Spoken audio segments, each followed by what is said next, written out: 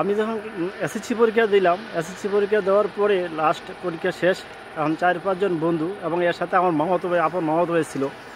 তো রাত্রে বললো যে সিনেমা দেখতে যাবে। তো আমিও বললাম ঠিক আছে চল সিনেমা দেখতে যাই। এখন তারা প্রায় আমাদের বাড়ি থেকে 5 কিলোর দূরের রাস্তা যাইতে হয় সিনেমা হল, চান্দিনা পালকি সিনেমা হল, হাঁটায় নিয়ে গেছে। তারা যাইতে যাইতে সিগারেট খাইছে, কিন্তু আমি আর খাই নাই।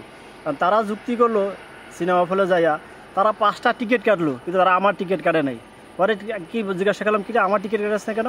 কয় তুই যদি সিগারেট খাস তাহলে তোরা আমরা ছবি দেখাবো। তা আমি বললাম না, আমি তো সিগারেটও খাবো না। কয় তাহলে তুই ছবি দেখতে পারবি না। আমি 3 ঘন্টা তারা ফলে বসে ছবি দেখছে, আর আমি 3 ঘন্টা ফলের বাইরে বসেছিলাম। এখন ছবি দেখে বার হয়েছি, বার হইয়া তারা আবার আমার এই ছবি না দেখাই এই সিগারেটও খাই নাই, আমি এই ছবিও দেখি নাই। আবার এই 5 কিলো রাস্তা রাত্রে 12টার সময় হাইটে আসছি তাদের সাথে।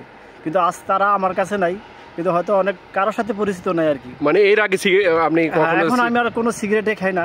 সিগারেট কি পান সিগারেট কোন, মানে আপনি যেহেতু ছবি দেখতে পারেন নাই এই জন্য আর কখনো জীবনে কোনোদিন সিগারেট খান নাই? সিগারেট খাই না ছবি না দেখার কারণে নাকি? ছবি না দেখার কারণে। কারণ আমার প্রিয় নায়ক ছিল সালমান শাহ। তখন 90 দশকের প্রিয় নায়ক সালমান শাহ, সবাই সালমান শাহ ছবি দেখতো। তখন আমি ভাবছিলাম সালমান শাহ ছবি দেখতে যাবো।